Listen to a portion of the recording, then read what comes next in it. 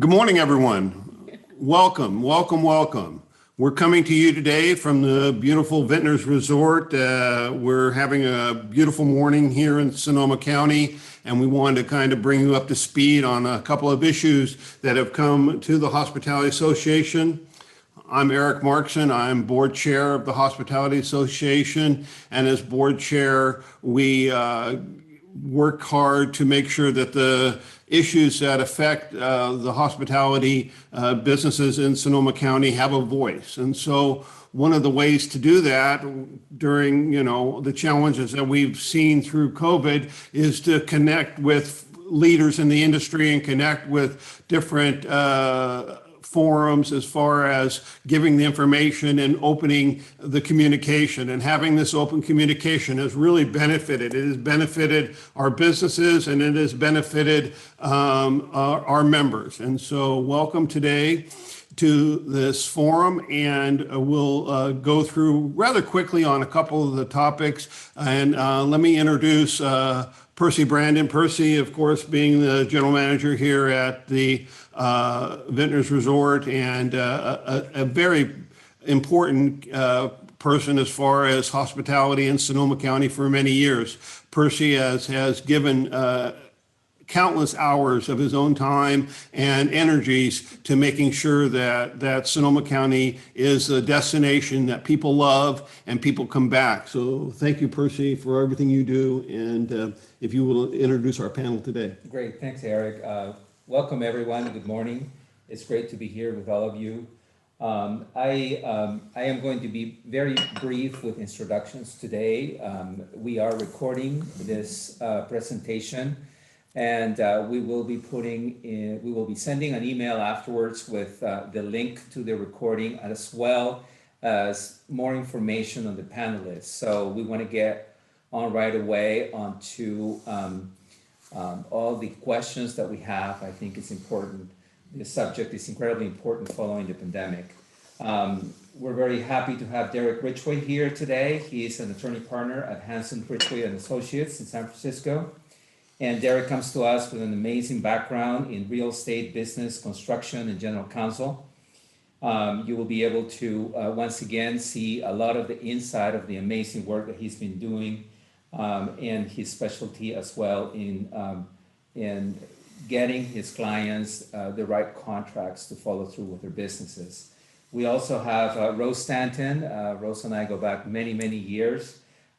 She is the owner of One Country Destinations, and Rose is a specialist here in Northern California, Napa, and Sonoma counties on securing the best hotels, transportation, entertainment, caterers, decor, wineries, just name it. She gets it for you. We also have Samantha Paul here. She's a planner and consultant. She is also an amazing professional who does a lot of planning and on-site management. She has over 15 years of experience in event, corporate, and small business management. And Liza from Beautiful Places is a partner. They have received many awards for their work in beautiful places, and they're experts in wine country villa rentals and custom Epicurean travel. So welcome to everyone. And in order to get us started right away, I think a general question for our panelists today really is, how is the pandemic, hit us?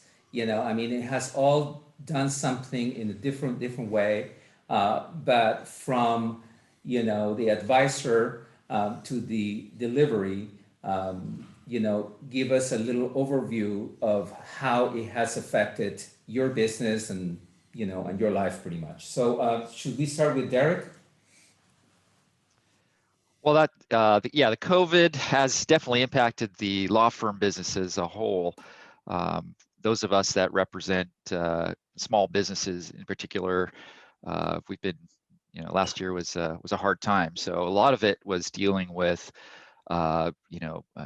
cancellation of contracts, renegotiation of loan covenants and loan documents. In the tenant space, obviously dealing with tenants that have can't pay their rent anymore and dealing with exiting from those spaces. So it definitely hit the law firm business. We basically had a different practice last year, where it was catching up and protecting our clients from the impacts of COVID. So it's turning around now, though. Now that things are opening up, and we're now counseling on regular general business matters. So it's a big relief. Thanks, Eric. Rose? Well, of course, events just plummeted for 2020. And a lot of groups I had on the books, they have moved to this year, which is great news for them. And, we're hustling to take care of them because a lot of corporations are wanting to get out and bring their, staff to wine country. So there's a lot of hustle going on right now, and it's a good thing. But I did learn from last year some very important lessons about gratitude and really about family and slowing down a bit, because a lot happened personally as well as business wise. But it was a good learning curve, and I think that we were even though some of the events were non-refundable, I felt it was very important to keep that monies for the groups for the following year. So it's all coming back. So that's great. Thank you, Rose. Samantha? Yeah, so in the past year, being in the tourism sector and in this community, we've definitely seen it all be hard hit. And individually supporting companies with transitioning their events that used to be in person to a virtual experience, and still having the same impact and garnering the same employee or customer engagement was certainly a challenge, but we all learned in the past year and a half that we've been in this. And so I definitely see it as an opportunity to have learned, albeit I'd rather have foregone the pandemic. It was an opportunity to learn. Great. Liza? Hi, everyone. So the vacation rental industry in the wine country was impacted in several ways. Obviously, when the shutdowns were first announced, we had to cancel, everyone in the industry had to cancel all of their short-term rental reservations from late March through the middle of June. However, our company, we had to refund hundreds of thousands of dollars in rental fees that were paid by our guests. We tried to move some clients to later in the year, although that was somewhat complicated. People just, with the uncertainty, they weren't willing to necessarily reschedule. But then we found the silver lining was that many families, because their children were on virtual school, as well as the parents working remotely, that there was a surge in people renting for a month or more that wanted to escape San Francisco and other Bay Areas, so drive market business, but they were looking for COVID-safe properties where they didn't have to interact with anyone. They could do all of their own housekeeping if they wanted to. And they felt it was a very safe environment. Going into 2021, I know we were all impacted by the surge in COVID late in the fall and into January and February. But now, honestly, we're overwhelmed. We're drowning in business and trying to figure out the best way, continue to jump as high as we can to provide service to people. We all know the staffing challenges in the county. So the blessing is that business has roared back, I think, stronger than we anticipated. On the negative side, we're concerned about being able to maintain the quality of service that we're delivering to people. I do think that COVID will, because of COVID, many people are looking to continue to vacation in private residences because they feel they have more control over the environment. But I know walking around the town of Sonoma that the hotels seem to be really booked, all the restaurants, the foot traffic is up. So that's a good thing. We just hope we can continue to deliver the wine country experience and the hospitality and service levels that people are used to. Thank you, Lisa. And thank you all for this quick introduction. It definitely was not easy for all of us. Personally here at the property, our director of sales became the director of cancellation and postponements. So that was an experience that we never expected. Getting more into the nitty-gritty of the contracts, a well-written cancellation policy has a clear list of clauses along with improved cancellation reasons. Making sure your cancellation policy is outlined in an easy to understand fashion, we believe is the first step to a solid contract. So Derek, help us out now and tell us, how might a hotel or other venue draft a cancellation policy when it comes to canceling or postponing an event or a travel reservation due to an unpredictable event? Right. Oh, thank you, Percy. Yeah, so I think last year when the COVID hit and we were dealing with these cancellations and what to do with these events, I think everybody started looking at their contract saying, well, what do we do in this situation? There wasn't really a clear answer. And some of you may have had provisions that talk about what happens in this circumstance, and others might not have any language on that point. And it's really important to have a contract that includes clauses that deal with what we call force majeure events. Definition of I don't know if you've heard of the phrase force majeure, you've heard it a lot in the news lately, but it's a French word meaning a superior force. And it's basically a contract provision that allocates the risk when performance becomes impossible or impracticable as a result of some unanticipated event. So if there's nothing in the contract, what happens is in California, there are three theories of recovery that a client, for example, may cancel performance in the event of a force majeure event. It's called impossibility, impracticability, and frustration of purpose. And basically what it says is, again, if there's nothing in the contract that covers this, it says that if things are significantly more onerous to me because of some uncontrollable event, then I have the ability to cancel. And that's a really vague standard. I mean, what does that mean? Is, if things become more expensive, do I have the ability to cancel?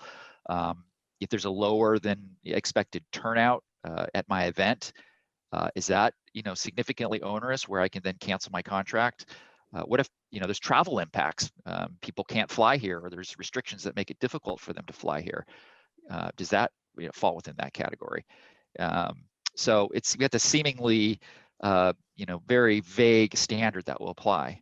And so what do? You have to have an agreement, a clause in your contract that deals with this. And the statute will say that if the parties have agreed on this particular language that governs this issue, the courts will look to that. So what happens is when, I'm talk about in terms of the courts, because that's who would ultimately enforce these contract provisions. But one of the points that I want to make here is that your contract is king. As long as your language in your contract is clear and unambiguous and is not illegal, the courts will do everything in their power to enforce the terms of your contract.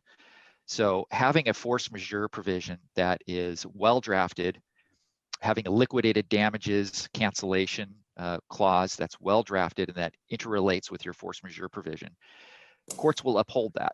So, I mean, that's one of the main points I want to make today. I mean, you can have a contract that's super stringent and totally in favor of the venue. But as a practical matter, you need to balance protecting the business versus having customers. Obviously, a lot of customers are not going to just sign away and say, I'll give you all the, in the event of a pandemic, you can cancel the contract, but you have to pay in full.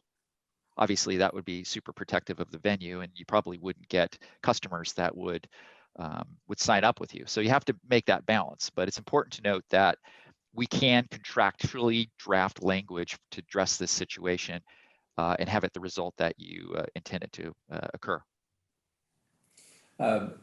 It seems that many of us have experienced the force majeure understood by the guest as it being in their favor.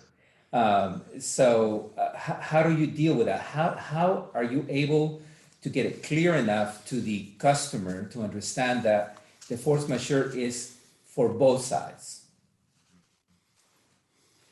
Yeah, so force majeure language was sort of considered to be, boilerplate in a contract. Nobody really looks at it because it, in the event it happens, you'll take a look at it, but nobody's paid any attention to this clause. And I think that there's now a general awareness in the industry that, if there is a circumstance like a pandemic, we need to be very careful about how we draft these force majeure provisions.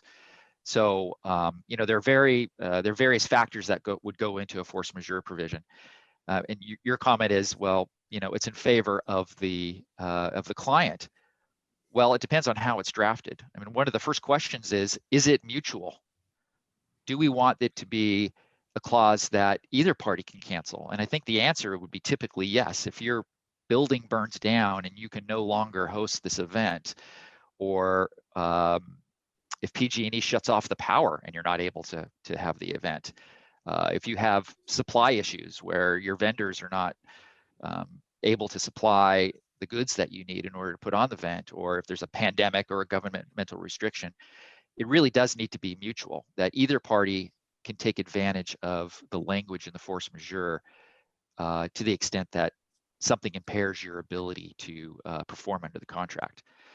And where the rubber meets the road is we need to be very careful how we draft that in order to make sure that it's protective of not only the venue, but also gives reasonable protection to the customer without giving them too much ability to terminate the contract or to postpone it.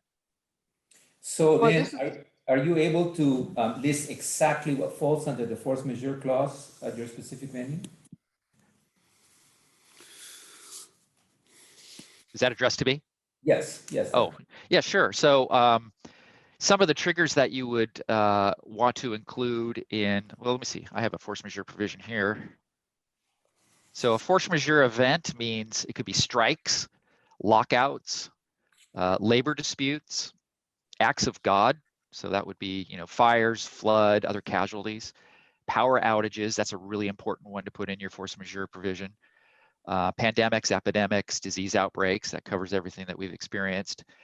Natural disasters, governmental restrictions, that one's near and dear to our heart. Terrorism, civil unrest.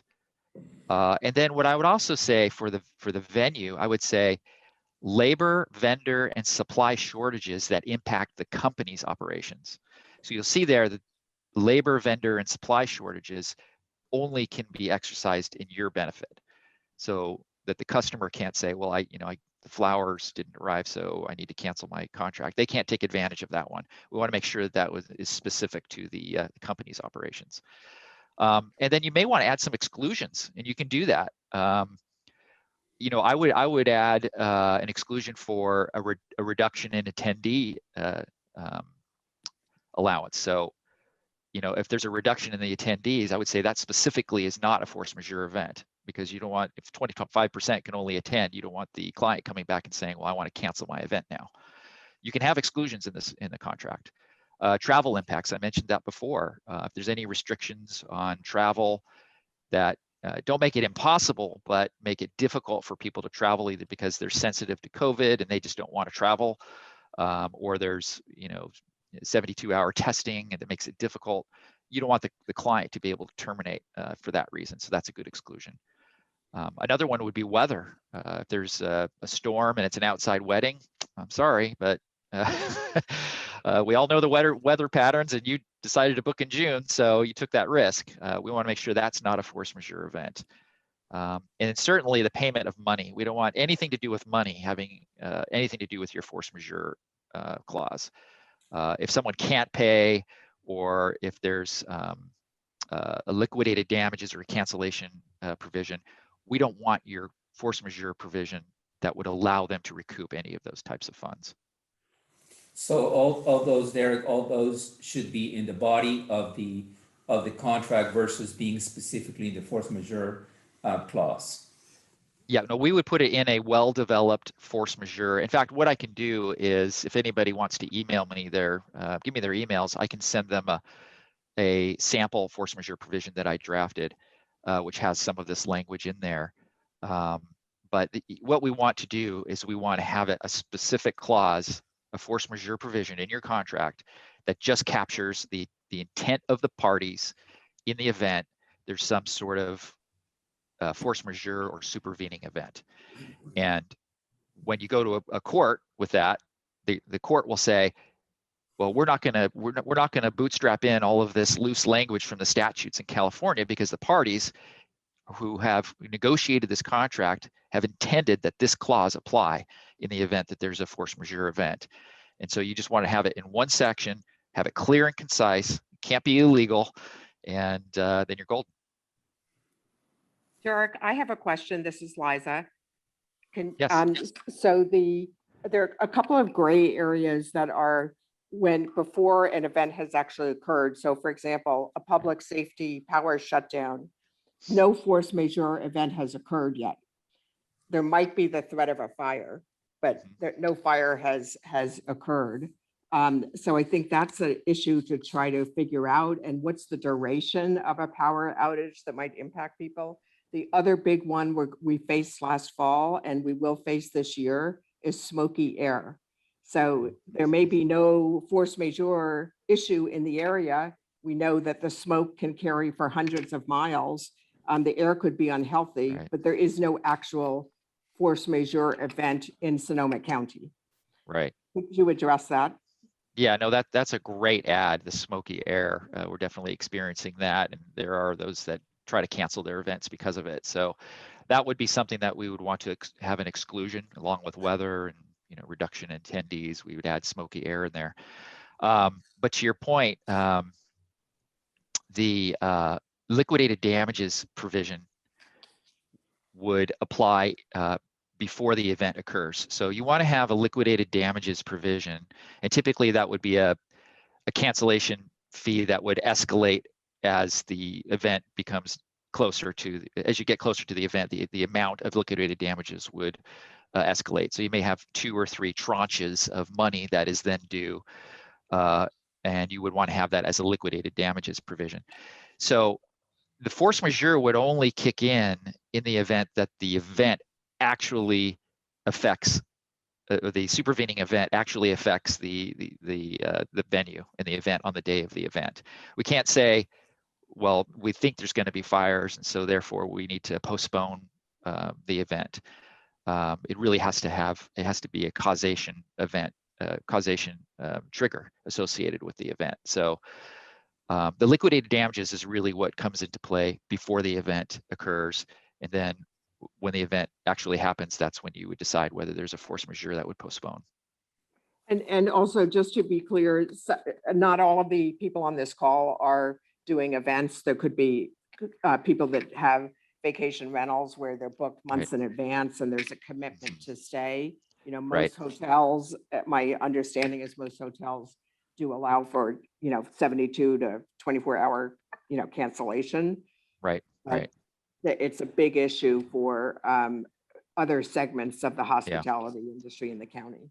Yeah, I have vacation rentals myself, and I basically last year I spent a lot of time just moving people to different dates, and that's a loss for me. Now I'm losing out on future revenue because I've had to put in someone that was affected by COVID during this year. That's just crazy with booking. So your force majeure / liquidated damages provision would typically just postpone the event. So in the event there's a power outage, for example, the language in your force majeure, what's typical is that it would just postpone it. You would reschedule it to another date.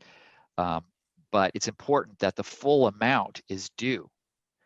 So although it would postpone performance of the event or performance of the contract, it doesn't affect the performance of the payment of money. So all of the funds should be payable, and then the force majeure provision would then kick in to postpone it to a future event. Now, that's not to say that you could draft it in another way, which says, hey, if there's a force majeure event and it has to be canceled, all of your liquidated damages, all your cancellation fees paid to date are forfeited.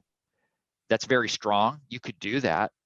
Whether that would affect your customers, whether they would book with you is another story, but you could certainly contract that way, where you would be able to basically be whole. You'd be paid for your full event, and you'd be able to reschedule it to another date.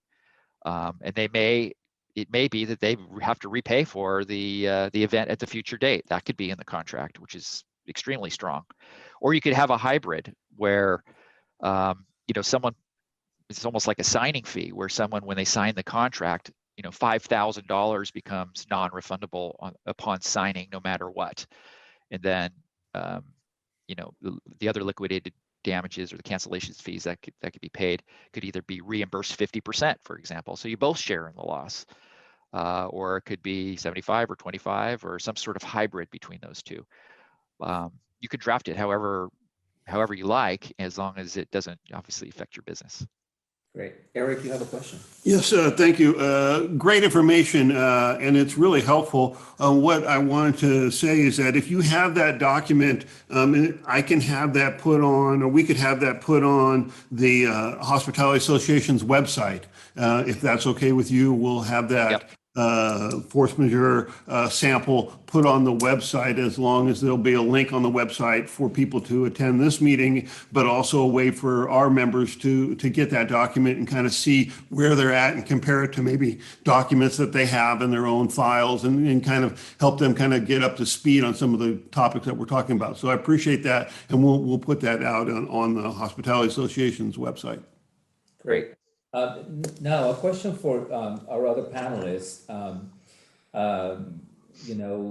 Rose, how has COVID-19 taught you about negotiating future events or contracts? Well, and it depends if it's a one-day event or a multi-day event. The contract is substantially different. But I do feel that I need to rework my clause for force majeure. I've listened to a few different meetings through Meeting Professional International and trying to get it standardized. So Derek, thank you for what you're providing. My question is, there was one term, included but not limited to. How do you feel about that terminology? It seems like you really want us to be very clear about everything versus having it open to interpretation. So for me, I want to make sure that especially my long-term multi-day events are covered. Yeah, that's a great question. And you'll find that 90% of the force majeure provisions that are out there will have an include without limitation. And at the very end, they say, and any other causes that are beyond the reasonable control of the parties.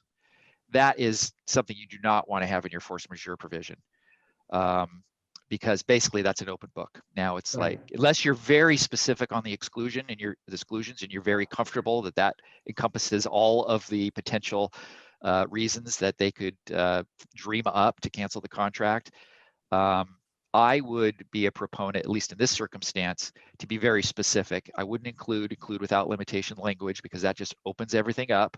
I wouldn't include language that says other causes beyond the reasonable control. I would be very, very specific on what those force majeure events are. So it's crystal clear between the parties. And by the way, that's where the courts get all jumbled up. And because they're trying to establish, they look at the four corners of the contract and they say, what is the party's intent here? What did they agree upon? They're adults, they've contracted, and I'm trying to interpret what they've agreed upon. And then if a court feels like they need to give it to a customer, that's the type of language where they'll bootstrap it in and say, well, the party said, this is just a small list, but it includes everything under the sun. And they will use that language to get a result that's not favorable. Great. Excellent. So Samantha, how about you? What has this taught you for your future events? Yeah, so it's certainly been interesting. I think many of us had language in contracts, and so as a planner, I've been in the position of helping my clients review contracts for many years. making sure that the client is well taken care of in the contract language, but then also as a hospitality professional, as a collaborator in the industry, it's also trying to make sure that our co-partners are taking care of themselves. And so when you look at that language, it's being more thoughtful about you're protecting your client, you're protecting that event host, but also, you know, is the venue being protected? Are all of your partners in the industry being protected? And so my hope is, you know, that we can all be collaborative and supportive of one another in that way. So that's certainly an opportunity and a lesson learned for future negotiation. And of course, it made you think about your capability to perform. And, you know, in this past year, I talked about this before. In the case of a fire, if I had to evacuate my home, could I perform the event I was contracted to perform? Had I contracted COVID-19, would I have been able to perform the events I was contracted for? So certainly made you take a look at that, make sure that you have language in your contract around, can you swap in a staff member that you have, or can you, you know, bring in somebody who meets your talent level to produce the event? So that was certainly another opportunity to learn. No, that's really, really very important. And with vacation rentals, we have a question from the audience. Is it legal and advisable to delineate how close a general geography of mandatory advisory evacuation must be before forcing this clause? Derek? Yeah, that's an interesting question. I hadn't thought of that. You know, because essentially the force majeure, the event, the supervening event, has to cause this disruption, and it begs the question: well, if San Francisco Airport is shut down, does that then cause? Is that a supervening event that is causing disruption? That's an interesting question. I hadn't thought of that, but I think that in the COVID circumstance, I think that's a really insightful thought, that maybe we should include language in there that says, that defines what causation means, and it doesn't mean, you know, restrictions that affect areas that are not in the same geographic area. So thank you for that question. This is Liza. One thing we put in a couple of our contracts about is that if the house was accessible and it's not in an evacuation zone, then there's no refund. So people that are just afraid because there's an evacuation zone 20 miles away, we will not refund in that event as long as the house and property are accessible. That's great. One thing for vacation rental companies, I know for those people that are on the call, you know, it gets really complicated when the bookings come through third-party platforms like Airbnb and VRBO, because they try to set their own standards and they don't understand this market at all. You know, I'm personally having a lot of conversations with them about this, and they're behind the issue in terms of all of California and the West Coast right now with the fire danger. Great. Eric, you have a question? Well, I was just going to go back to Liza's point about air quality. Is that something that needs to be a separate item rather than just under act of God? Is that something that we need to highlight as something? Because air quality, as we talk about with this last question, as far as regional, there could be a fire in Vacaville, but the air quality in Sonoma is worse than it is in actually in Vacaville because of that goes. Give us some direction on that, would you please, Derek? Yeah, there's a tendency when you draft a contract to include other provisions that you think are more important. And so you'll have a clause that just talks about smoky air, and then you have a clause that just talks about, you know, power outages. It's from a contractual standpoint, you really want to have it all in one clause. So I will actually update the force majeure language to include that concept as an example. Oh, great, that's good. But if you bootstrap stuff around and you have it in different parts, the court's going to go, I don't know what the party's intent is. Was this more important because they put it in a separate provision than in the force majeure? Because it really is, when it boils down to, is a force majeure issue. Okay, thank you for that clarity. Derek, though, could you be clear, though? I mean, you can define in your contract what you consider a force majeure issue to be. Absolutely, absolutely. You So want for to do that. example, so for example, smoky air, you could define that as not, that is not considered an act of God. Yes, exactly. That's- Well, also, Derek, what we see is, we have our force majeure clause in our contracts, and then when we're dealing with especially large corporations, they have their own, obviously, that is protecting them versus protecting, the venue. So how do you meet in the middle? It's one of those, do you lose the business because you don't want to give in, or do you give in, and how do you get halfway into it? Yeah, it's always an issue when the elephant in the room is this large corporation with all the bargaining power, Right. and sometimes you just have to accept the risk and negotiate your provision, especially if it's on the stronger side. It's just really a case by case basis, and unfortunately, the bargaining power does shift to those that have the leverage and have options and can go elsewhere if they don't like what they see. Right. Something that, we learn along the way, for example, with the wedding business, is to take 100+% of the estimated charges ahead of time. Because obviously we have seen grooms not showing up to the wedding or brides running away. And that's really not our problem. So, sometimes it's good to get more money ahead of time in order to be able to have a much better negotiating, force, pretty much. Yeah, absolutely. And you do want to pair your force majeure provision with your what we call liquidated damages clause. And I keep using that phrase. Many of you may just have provisions that say, non-refundable cancellation fees. But in California, there's a whole body of law which talks about how the courts will, they say, abhor a penalty. And so a court, even though you have a cancellation clause in your contract, a court could say, that's a penalty, that's a gotcha. That's not really compensating you for the losses that you would have sustained. And so I'm going to throw it out. And if it ever gets to a court, courts have the ability to do that because penalties under California are illegal. So what we want in our cancellation provision is what I would call magic language, which is a liquidated damages. And basically, you have to recite in the contract that the liquidated damages that you're all agreeing to is a reasonable estimate of the damages that the party will incur, and you have to recite that it's not intended to be a penalty. And if you have those two prongs in there, a court will uphold a liquidated damages provision and not construe it as a penalty. Great information, Derek. And before we open it to the general questions, one question for our panelists is, what tips do you have for your colleagues, moving forward? Rose? One thing I think is really important is that we advise our clients that cancellation insurance is a really good option for them.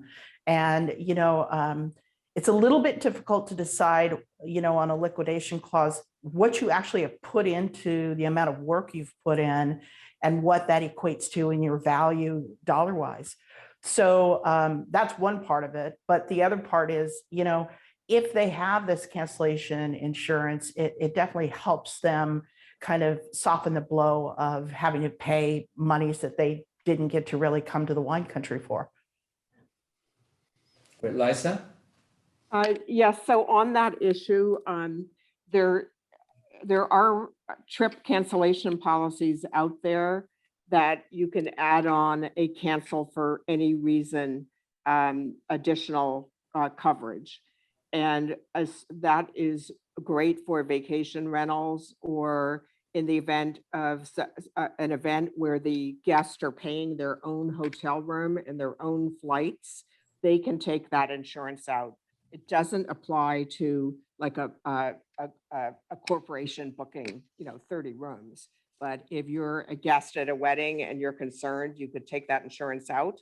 The cost varies depending upon the age of the travelers. You have to purchase it within 12 days of making your reservation.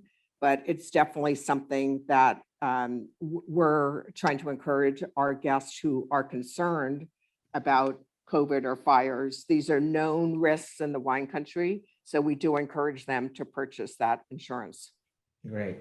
And it generally covers, for cancel for any reason, it covers, depending upon the insurance provider. Allianz is a great company, and they cover 80% of the cost of cancel for any reason insurance. Great insight. Samantha? I think we're all going to be themed along the insurance lines, because insurance is my tip as well. And so that's, coming off of last year and learning a ton, but also learning from the fires that we've had. And, unfortunately, I've had an event that was impacted by fire and I lost rentals, and that has to get recovered. And so, making sure your events do have insurance coverage. I carry coverage for myself when I'm on site at an event. I ask my clients to have coverage for themselves. And we all know that a lot of properties will ask for a COI that names them. And, that's along the lines of why that's happening. And so making sure that you're covered and your client is covered, because the worst case happens, you want to make sure that you're not out of pocket for that. Great. Derek, what do you think about cancellation insurance?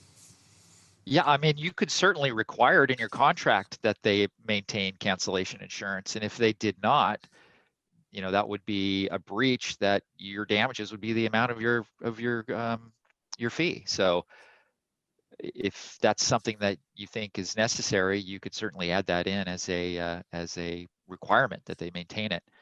You may provide a 20% discount, or I don't know, some sort of incentive for them to do it. That'd be another way to approach it. And then also businesses may have business interruption insurance that may make you whole in the event of these types of events, or at least partially whole. So that may be something to look into with your risk management. Yes, unfortunately, we never saw that COVID was going to be a way of interrupting. Yeah. And we're definitely not covered for that. We have quite a bit of litigation in our firm of those that are trying to recover business interruption insurance from their carriers, because it's not entirely clear that it's excluded. So don't just take for granted that your policy doesn't have that protection. Well, let us know for sure how that goes, because I think we'll all jump on that wagon. Do we have any other questions from the audience?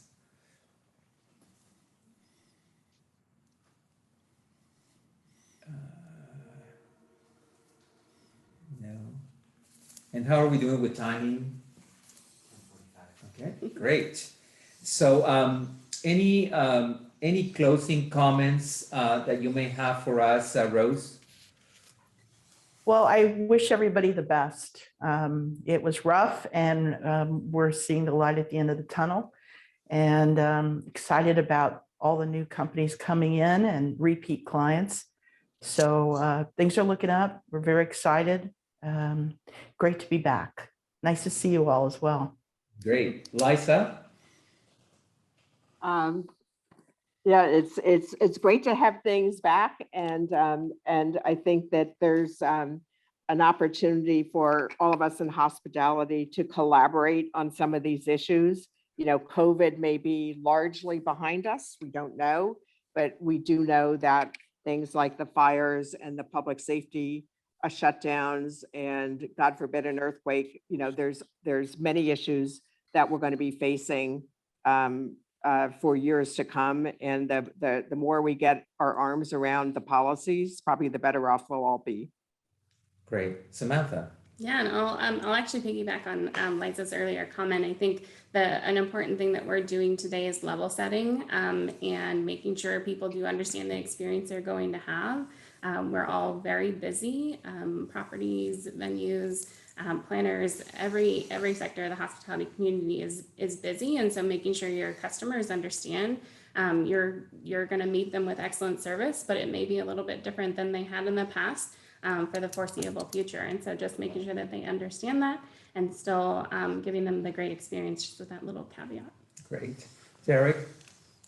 Yeah, just 2 points. One thing that I did want to mention before we left today, and that is you may take a look at your vendor contracts as well.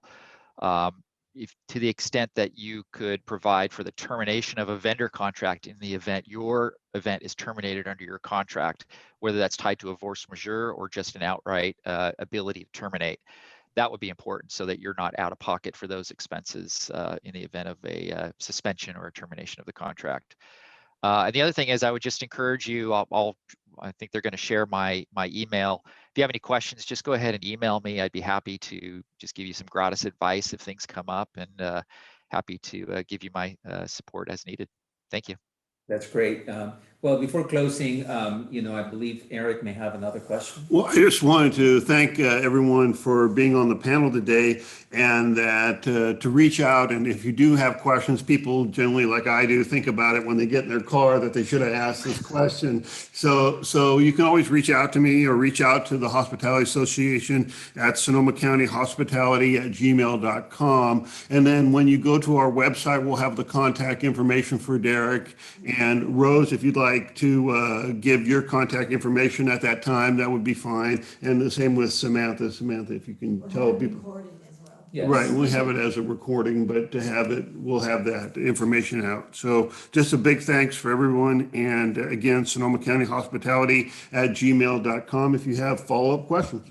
Great. Thanks, everyone. I want to, say, Derek, you've been an amazing insight provider today. I think we all have gone through many challenges of how to deal with this. It is very, very needed in our industry because these unprecedented times have caused us more headaches than anyone can imagine. And not just to us, obviously to our guests. And what we want is to be able to rebook that business. Yeah. Thanks for everyone who has joined us today. And good luck on 2021 on all those postponements into 2022. And thank you from Vintners Resort, where we celebrate everything. We'll see you soon. Thank you, everyone. Bye.